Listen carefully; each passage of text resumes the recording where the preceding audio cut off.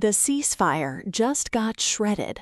Hours after Trump extended the truce with Iran, Iranian commandos seized 2 commercial ships in the Strait of Hormuz. Not warned, not detained, seized. Iran's calling it maritime sovereignty.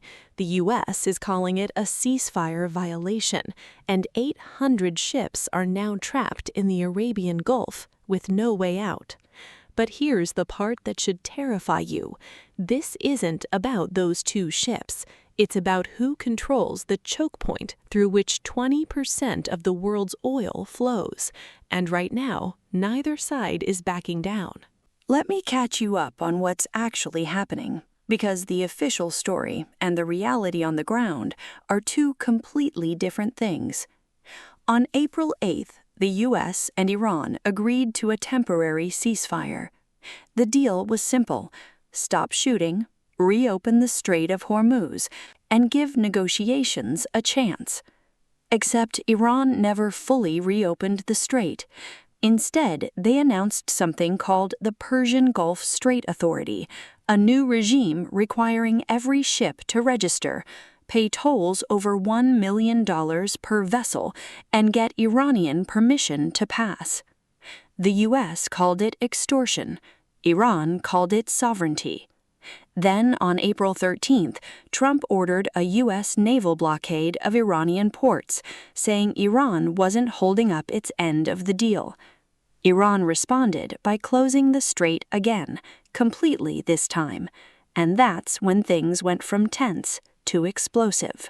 Last weekend, the U.S. Navy seized an Iranian-flagged cargo ship called the Tuska in the Gulf of Oman.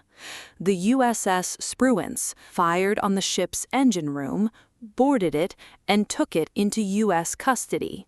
Trump posted on Truth Social, "We got 'em.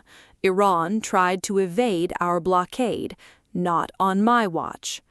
Iran's foreign ministry called it armed piracy and a ceasefire violation. Then, on Saturday, Iranian forces fired on multiple ships in the strait, including Indian-flagged vessels. New Delhi lodged a formal complaint. By Sunday, Iran claimed it had shot down 2 U.S. drones near Quiche Island. The U.S. denied losing any aircraft. Monday brought explosions in Tehran after air defense systems were activated. Iran says the U.S. launched strikes. Trump called them love taps and insisted the ceasefire was still in effect. Then came Wednesday.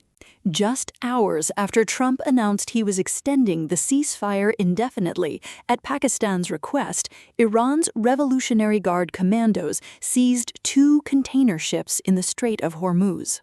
Iran's IRGC said the vessels violated maritime regulations by entering the strait without coordination. One British maritime monitoring agency reported that an IRGC gunboat fired on a Liberian-flagged container ship, causing heavy damage to the bridge. The ship's captain said he'd been told he had permission to pass. Iran said the vessel ignored warnings.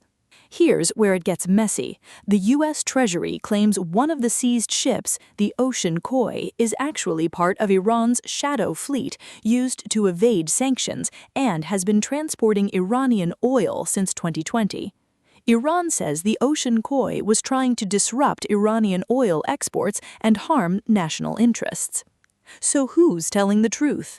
Probably nobody. Both sides are spinning the same incident to fit their narrative.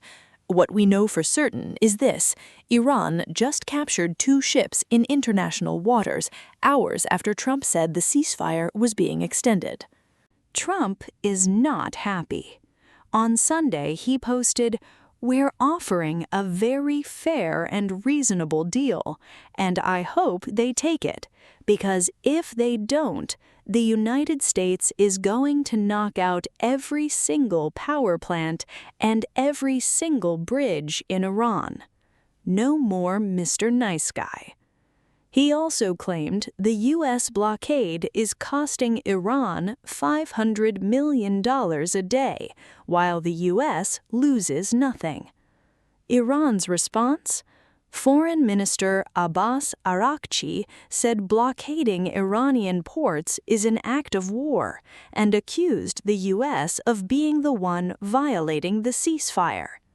Iran's National Security Council released a statement saying, Iran is determined to exercise supervision and control over traffic through the Strait of Hormuz until the war is definitively ended and lasting peace is achieved. Translation: Iran isn't reopening the strait until the U.S. lifts its blockade and meets Iranian demands. Right now, we have what The Guardian calls a dual blockade. The U.S. Navy is blockading Iran's ports from the outside, preventing ships from entering or leaving Iran. Iran is blockading the Strait of Hormuz from the inside, preventing ships from passing through the Gulf. The result? Global oil markets are in chaos, gas prices are spiking, and roughly 800 ships are stuck in the Arabian Gulf with no clear way out. India has launched Operation Urja Suraksha, deploying 5 warships to escort over 20 Indian-flagged vessels tracked west of Hormuz. More than 30 countries are meeting at a Royal Air Force base in the UK right now to plan a multinational mission to safeguard the strait. And polls in Britain show 1 in 10 people are already stockpiling fuel. Pakistan is trying to mediate, but the gap between the two sides is massive. The U.S. 15-point proposal demands end to Iran's nuclear program, limits on missiles, immediate reopening of the strait, restrictions on support for armed groups like Hezbollah, sanctions relief only after compliance.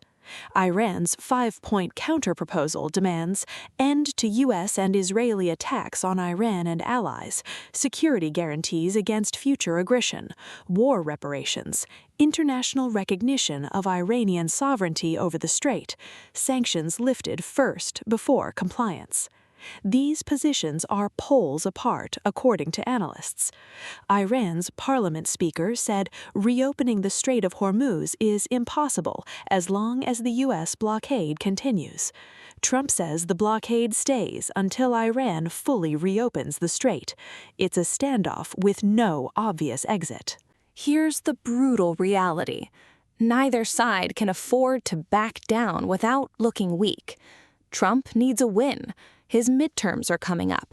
Gas prices are climbing, and his base is asking why we're still in this mess.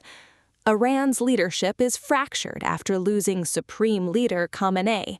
They need to project strength to avoid internal collapse. And every day this drags on, the global economy takes another hit. The ceasefire was supposed to give diplomacy a chance. Instead, it's become cover for both sides to reposition, rearm, and prepare for the next round. Pakistan's Prime Minister, Shehbaz Sharif, thanked Trump for extending the ceasefire. But Iranian officials said the extension means nothing as long as the blockade continues. So where does this go? Either Pakistan pulls off a miracle and gets both sides to compromise, unlikely given how far apart they are, or this fragile, violated, barely holding ceasefire collapses completely, and we're back to open war. With 800 ships trapped, global oil supplies disrupted, and both militaries actively firing on vessels in the strait, we're already closer to collapse than most people realize. The question isn't whether this ceasefire will hold, it's whether it ever really existed in the first place.